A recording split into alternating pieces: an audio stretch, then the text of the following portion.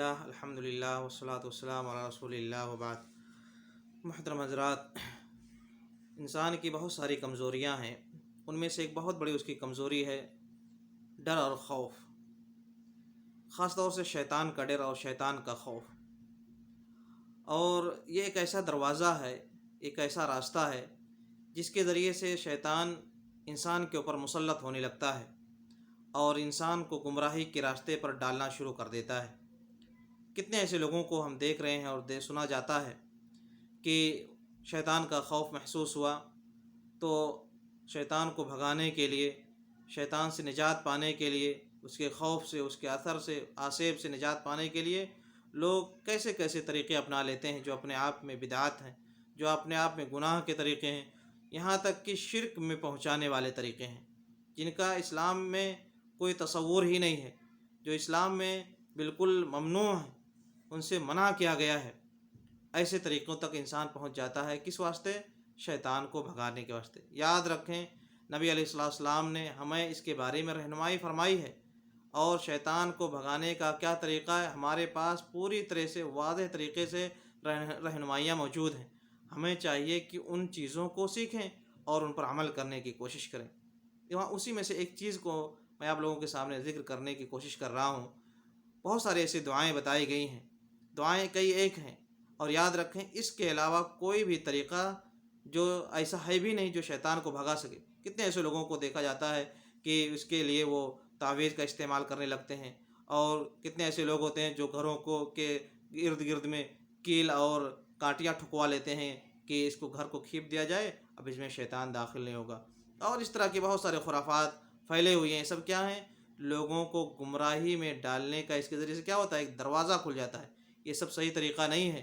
نبی علیہ السلام نے اس کی جانب ہمیں بالکل قطعی طور سے اس کی رہنمائی نہیں فرمائی ہے، بلکہ اس سے منع کیا گیا ہے، اور بلکہ حدیثوں میں تعویذ لٹکانے کو شرک تک قرار دیا گیا ہے۔ لیکن دیکھیں کون سا طریقہ صحیح ہے۔ نبی صلی اللہ علیہ وسلم نے ہمیں شیطان سے بچانے کے لیے، بچنے کے لیے، اپنے آپ کو حفاظت کے لیے کیا بتایا ہے۔ صحیح بخاری مسلم کی حدیثوں میں اس کی جانب ہمیں رہنمائی موجود ہے، ہمارے پاس چیزیں موجود ہیں، لیکن یہ کہ بہت سارے لوگ یا تو جانتے نہیں ہیں، یا تو جانتے ہیں مگر انہیں یہ سب چیزیں راس نہیں آتی ہیں، انہیں سب وہی بدعات والا طریقہ، شرک والا طریقہ ہی اچھا لگتا ہے۔ اللہ تعالیٰ اس سے بچائے۔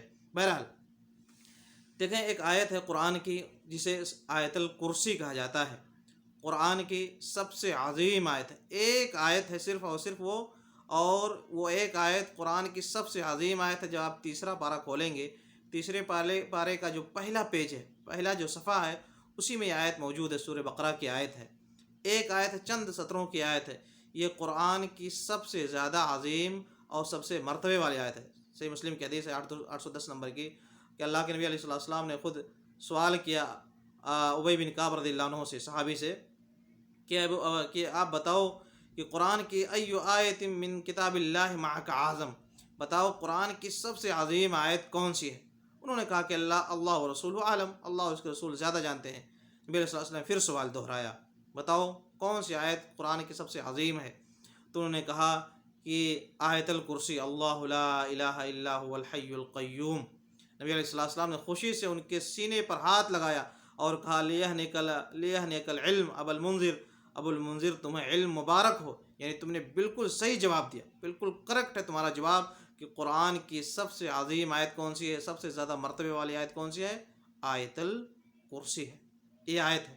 اس کی اور فضیلت دیکھیں، اس کی فضیلت یہ ہے کہ بندہ اگر سونے سے پہلے اس آیت کو پڑھ لیتا ہے تو اللہ کی جانب سے ایک حفاظت کرنے والا اس کی حفاظت کرتا ہے، اور صبح تک کوئی شیطان اس کے قریب نہیں پہنچ سکتا ہے۔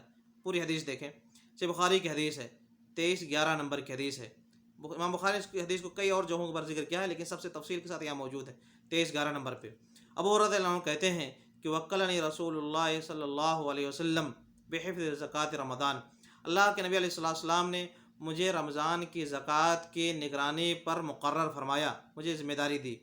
میں کہہ رہے ہیں کہ میں اس کی نگرانی کر رہا تھا، اسی درمیان فاتانی آت فجعل یحثو من الطعام، ایک چور آیا اور وہ غلے میں سے چوری کرنا اس نے شروع کر دیا۔ کہہ رہے ہیں کہ میں نے دیکھا، میں نے جا کر کے اس کو پکڑ لیا، میں نے اس کو پکڑ لیا تو اس نے بڑی منت سماجت کرنی شروع کر دی، کہا کہ انی محتاج وعلی عیال ولی حاجہ شدیدہ، میں بڑا فقیر انسان ہوں، میرے بچے ہیں، بڑی پریشانی تھی، تنگ دستی تھی، آ گیا، مجھے چھوڑ دے، ولا اعود، دوبارہ نہیں آؤں گا۔ اب وہ رضی اللہ عنہ کہتے ہیں کہ میں نے ترس کھا کر کے اس کو چھوڑ دیا۔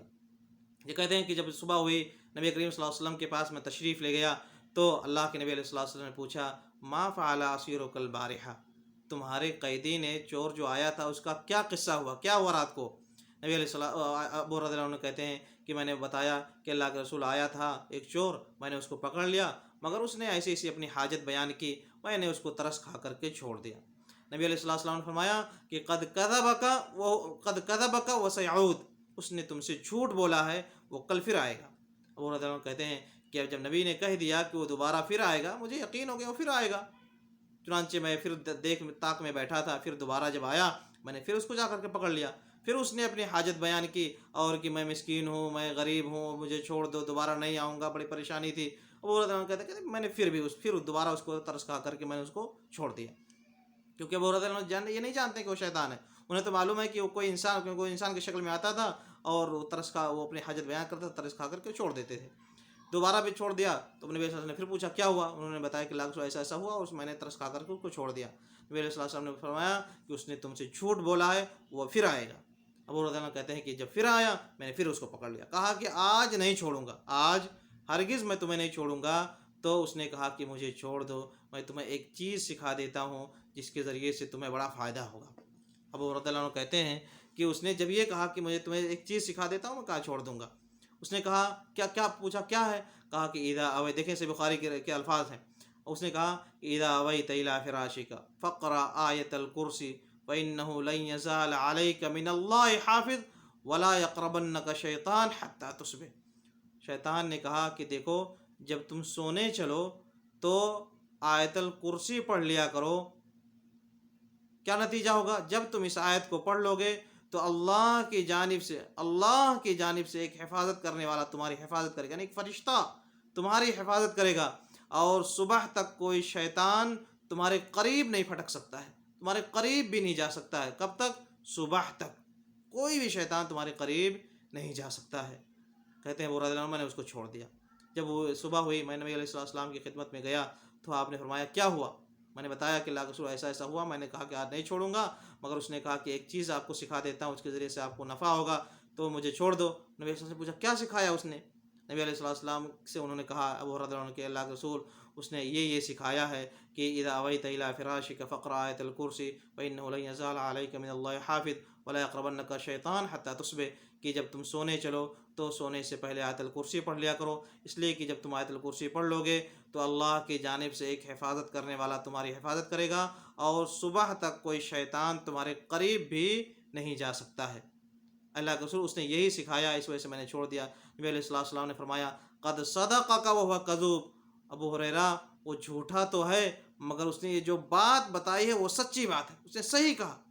اس نے دیکھیں نبی علیہ السلام مہر لگا رہے ہیں بات پر کہ اس کی بات یہ صحیح ہے۔ کون سی بات؟ کہ اگر بندہ سونے سے پہلے آیت الکرسی پڑھ لیتا ہے، کیا پڑھ لیتا ہے؟ کوئی بہت بڑی چیز نہیں، سبحان اللہ کی طرف سے آسانی، دیکھیں کوئی ایسی چیز نہیں بتائی گئی کہ بندے کو کرنے میں مشکل ہو، 10 پارہ پڑھ کر کے سوئے، 5 پارہ پڑھ کر کے سوئے، سورہ بقرہ کی پوری تلاوت کر کے سوئے، 50 رکعت نماز پڑھ کر کے سوئے، ایسا کچھ نہیں بتایا گیا۔ چھوٹی سی ایک چیز، آیت الکرسی، ایک آیت، 4-5 سطر کی ایک آیت ہے، اس آیت کو اگر کوئی شخص پڑھ کر کے سوتا ہے تو کیا ہوگا؟ اللہ کی جانب سے، کوئی انسان نہیں بلکہ فرشتہ اس شخص کی حفاظت کرے گا، اس بندے کی حفاظت کرے گا، اور کوئی شیطان صبح تک اس بندے کے قریب بھی نہیں جا سکتا ہے۔ اتنی بڑی فضیلت، سبحان اللہ، ایک چھوٹی سی آیت پڑھ لینے سے۔ لہذا میرے بھائیوں یاد رکھیں، شیطان کو بھگانے کا اس سے بڑھ کر کے کوئی ذریعہ ہمارے پاس نہیں ہو سکتا۔ صحیح بخاری شریف کی حدیث ہے، نبی علیہ السلام نے ہمیں اس کی جانب رہنمائی فرمائی ہے، لہذا سونے سے پہلے کبھی بھی اس دعا کو پڑھنا نہ بھولیں۔ اور شیطان کو اگر کوئی چیز بھگا سکتی ہے تو یہی بھگا سکتی ہے، کسی کی ڈھونگ، کسی کے کھیپنے سے، اور کسی کے کیل ٹھوک دینے سے، کسی کے تعویذ لٹکانے سے شیطان بھاگنے والا نہیں ہے۔ لوگوں کے خرافات ہیں جن کے ذریعے سے لوگ گمراہی میں پڑ جاتے ہیں۔ اور یاد رکھیں یہی نہیں بلکہ سنن ترمذی کی حدیث ہے، سنن ترمذی کے 2880 نمبر کی حدیث ہے، جس کو شیخ البانی وغیرہ نے، احمد شاکر وغیرہ نے اس کو صحیح بھی قرار دیا ہے، کہ اس میں بھی وہ ایوب رضی اللہ عنہ کے ساتھ اسی طرح کا قصہ ہوا کہ انہوں نے بھی ایک بار شیطان کو پکڑا تو ان کہا کہ نبی صلی اللہ علیہ وسلم کے پاس لے کر کے چلتا ہوں. لمبی حدیث اس میں ہے. آخر میں اس نے شیطان میں اس میں بھی یہی کہا کہ انی ذاکرۃ لک شیئا، میں تمہیں ایک چیز بتا رہا ہوں، میں تمہیں ایک چیز بتا رہا ہوں. آیت الکرسی اقرأھا فی بیتک، آیت الکرسی تم اپنے گھر میں پڑھ لیا کرو. لا یقربک شیطان ولا غیرہ، تم اپنے گھر میں آیت الکرسی پڑھ لیا کرو. اس کا نتیجہ کیا ہوگا؟ نہ تو تمہارے قریب شیطان کوئی آئے گا اور نہ شیطان کے علاوہ کوئی اور چیز تمہارے قریب آئے گی جو تمہیں نقصان پہنچا سکے. کب پڑھ لیا کرو؟ اپنے گھر میں آیت الکرسی پڑھا کرو. عام بات، وہ تو سونے کے وقت ہے کہ سونے کے وقت بندہ پڑھ لے گا تو اللہ کی جانب سے حفاظت کرنے والا اس کی حفاظت کرے گا اور صبح تک کوئی شیطان اس کے قریب نہیں آئے گا. یہ عام بات ہے کہ ایسے بھی شیطان کو بھگانے کا ایک طریقہ ہے کہ شیطان کو اگر گھر سے بھگانا چاہتے ہیں، شیطان کو گھر سے دور رکھنا چاہتے ہیں تو آیت الکرسی پڑھیں، شیطان دور ہو جائے گا، قریب نہیں آئے گا. لہذا میرے بھائیو، ہمارے پاس نبوی طریقہ موجود ہے، نبی علیہ السلام کی بتائے ہوئی رہنمائی ہمارے پاس موجود ہے. اس پر عمل کرنے کی کوشش کریں. اس سے بہتر کوئی چیز نہیں ہو سکتی. کتنی پیاری چیز ہے اور کتنا آسان سا چھوٹا سا عمل ہے. نہ کسی کے پاس جانا ہے، نہ 1 روپے کا خرچ ہے، نہ کوئی اور گمراہی ہے، بلکہ اس میں ثواب ہی ثواب ہے. آپ کو ثواب بھی ملے گا، فائدہ بھی ہوگا، ایمان میں زیادتی بھی ہوگی. لہٰذا میرے بھائی، اس کو پکڑنے کی کوشش کریں، گمراہی کی طرف نہ جائیں. اللہ کے نبی علیہ السلام نے جو طریقہ ہمیں بتایا اس طریقے کو اپنانے کی کوشش کریں. اور بہت سارے ہمارے ایسے بھائی ہیں جو سوتے وقت ایسے گئے، موبائل دیکھتے دیکھتے سو گئے، ایک عادت سے خراب کر لیے ہیں. ادھر موبائل گری، ادھر کب سو گئے کوئی پتہ نہیں. لہٰذا میرے بھائی، اس عادت کو عادت کو دور کرنے کی کوشش کریں. سونے کے جو اذکار ہیں اس کو پڑھ کر کے سونے کی کوشش کریں. اس کو پڑھ کر، بہت سارے اذکار ہیں جو انشاءاللہ کبھی بتائے جائیں گے، لیکن یہاں کیا، آیت الکرسی کو ضرور پڑھ کر کے سوئیں. ایک آیت ہے، اس کو ضرور پوری زندگی بھر کی ہمیشہ کی عادت بنا لیں. کبھی بھی ایسا نہ ہو کہ آپ سوئیں بغیر آیت الکرسی پڑھے ہوئے. اگر آیت الکرسی آپ پڑھ کر کے سوتے ہیں، اتنا بڑا آپ کو فضل ملنے والا ہے کہ اللہ کی جانب سے ایک حفاظت کرنے والا آپ کی حفاظت کرے گا. صبح تک کوئی شیطان قریب بھی نہیں آ سکتا ہے. اتنا بڑا فضل ہے، اس کو آسانی سے ہم حاصل کر سکتے ہیں. اللہ تعالیٰ ہم تمام لوگوں کو اس کی توفیق عنایت فرمائے. آمین. وآخر دعوانا الحمد للہ رب العالمین. وصلی اللہ وسلم علی نبینا محمد.